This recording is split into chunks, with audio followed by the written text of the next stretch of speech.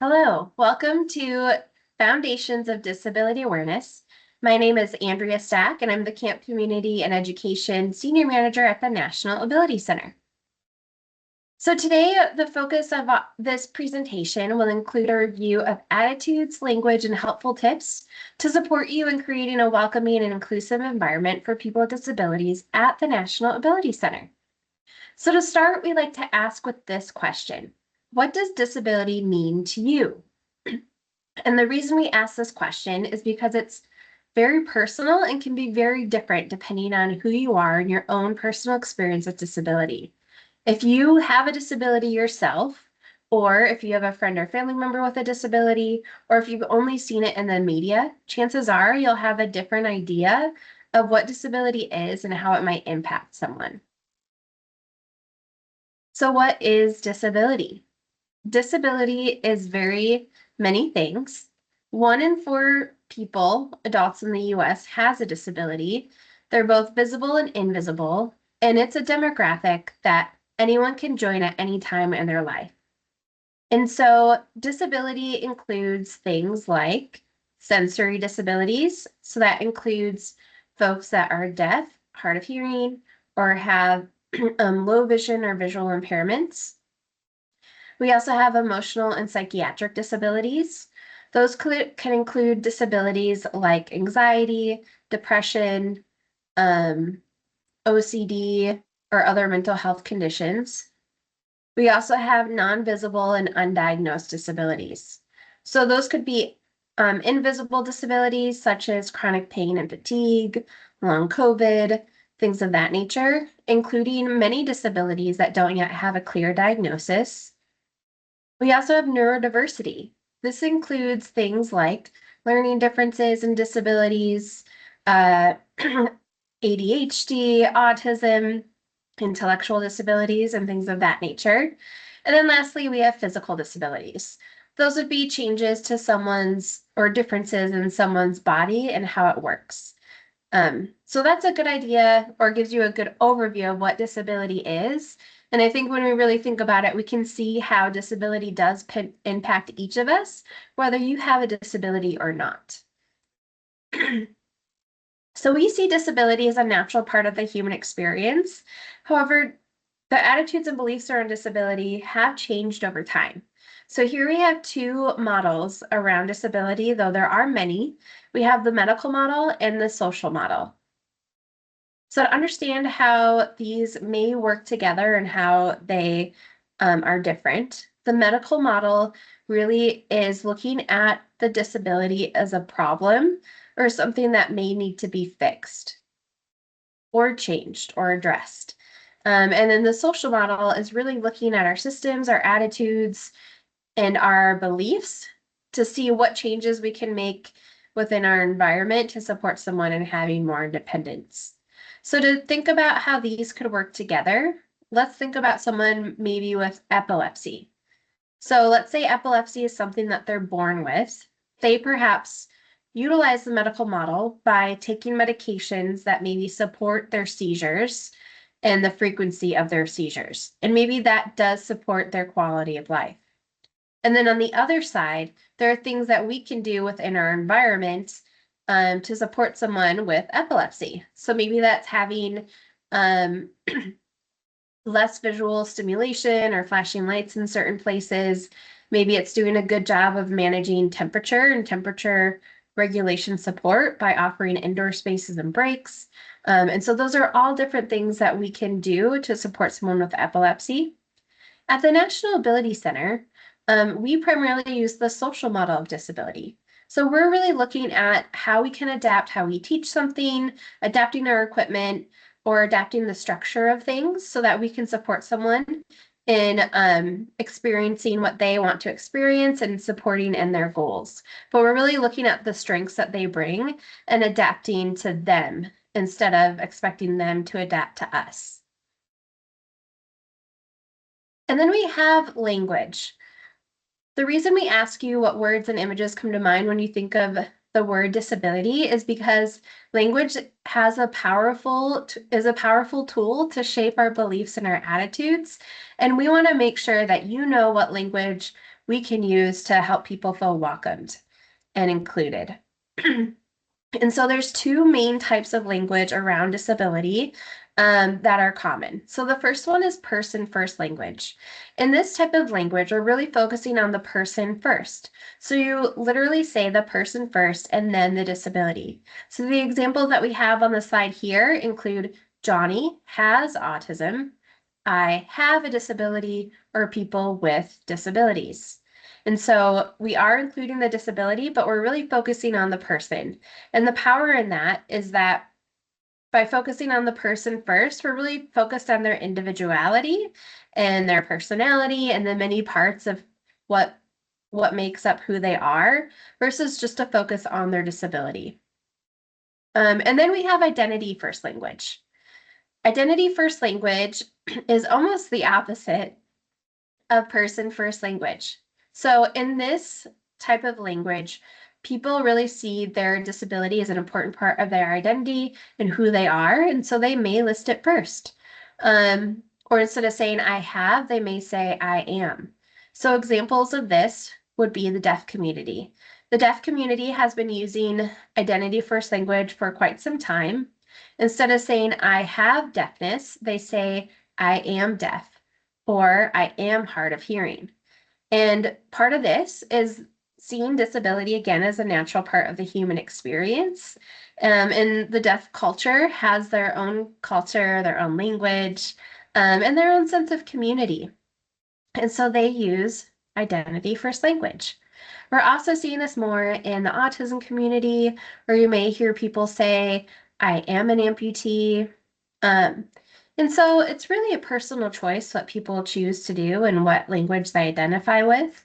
At the end of the day, you're probably just going to call them by their first name once you get to know them. But to give you some guidance, what we recommend is using person first language first.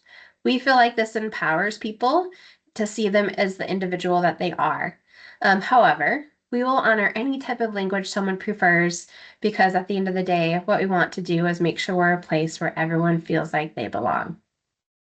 And then there are some other terms that are outdated and that we want to make sure no one at the National Ability Center says because some people find it offensive. And so these terms are the term handicap. So handicap is considered an outdated term to refer to people with disabilities. Instead, you can use the term disability. That's not a bad word. And then when you're talking about things like parking spaces and bathroom stalls and things of that nature, instead of using the term handicap, you can use the term accessible. So it is wheelchair accessible or it's just accessible. And then another term that is considered offensive, and I'll say it here just so you know it, is the term retarded when referring to people with intellectual disabilities or as a joke or as an insult. That term is considered offensive. We don't want anyone to use it.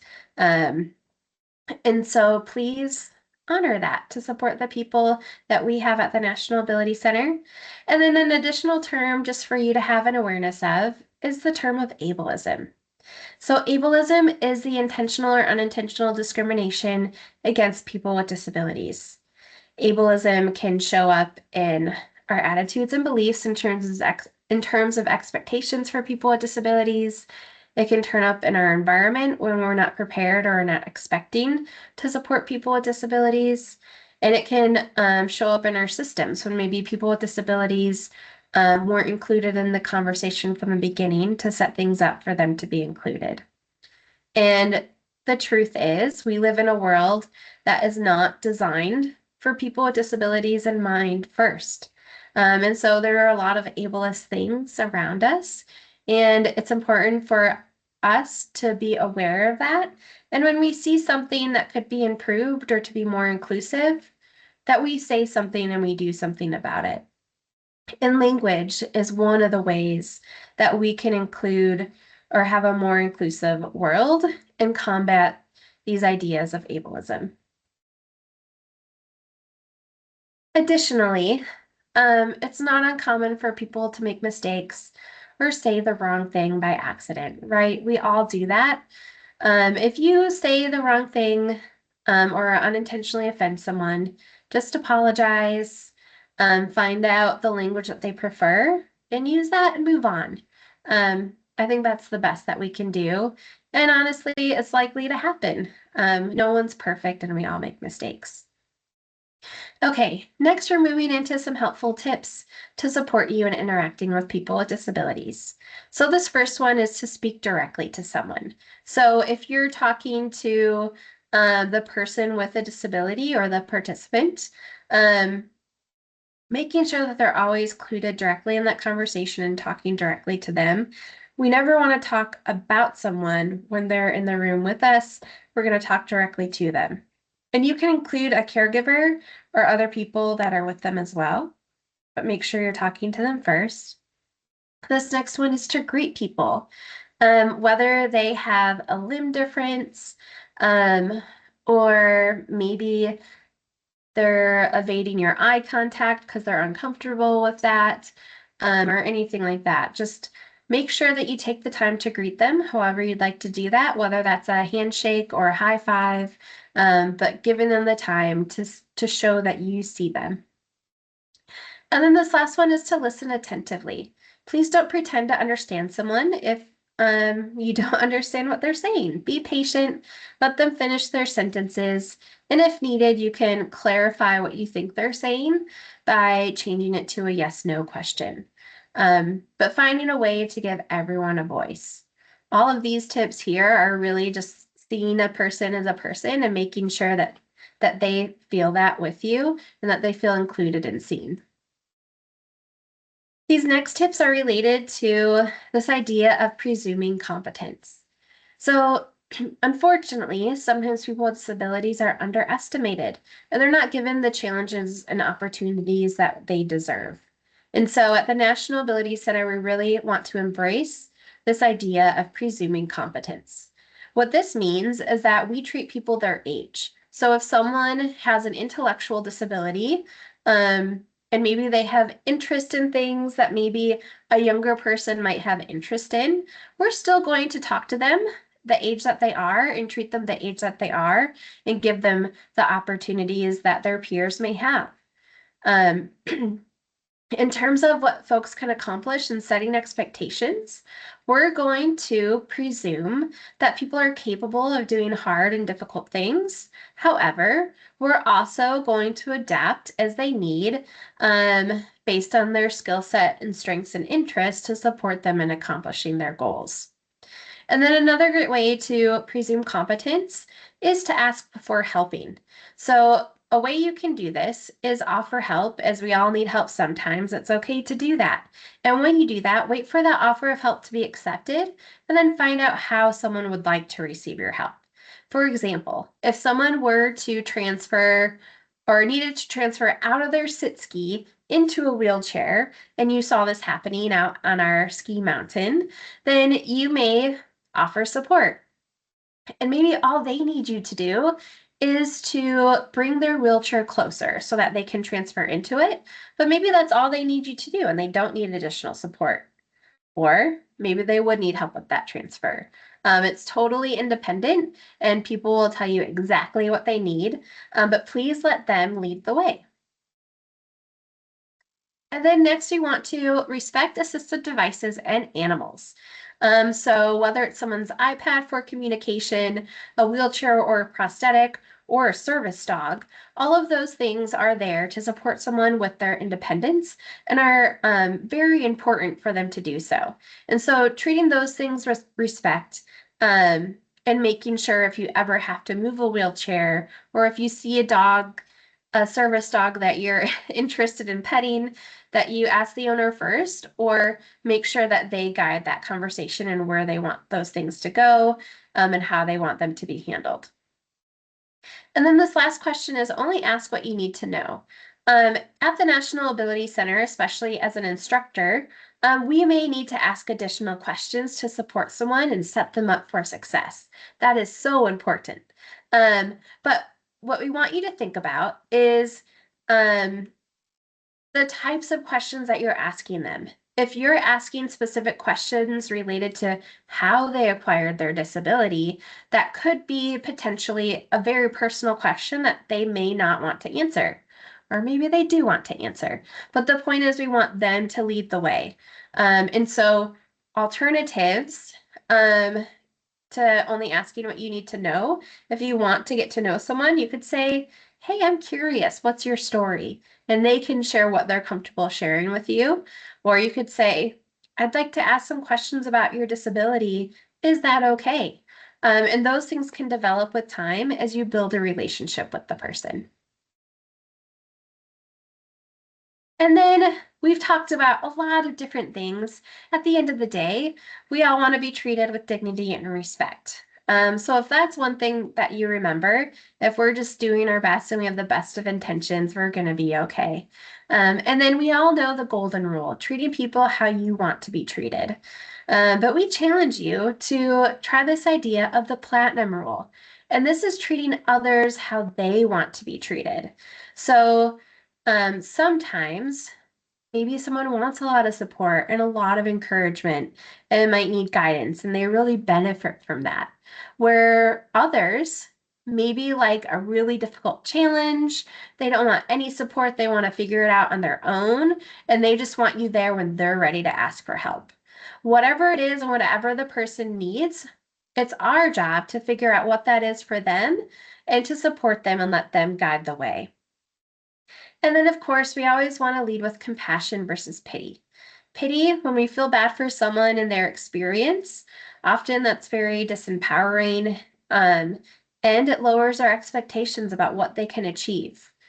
Rather, we'd like us to focus on having compassion. Compassion for someone's experience and what they may be going through, and figuring out actionable ways we can support them to live the life that they want to live. And then as we wrap up here, we don't want to forget to talk about the Americans with Disabilities Act. This is an incredible law that has supported the rights of so many people with disabilities, and it is just really amazing. And we're really lucky to have this in place.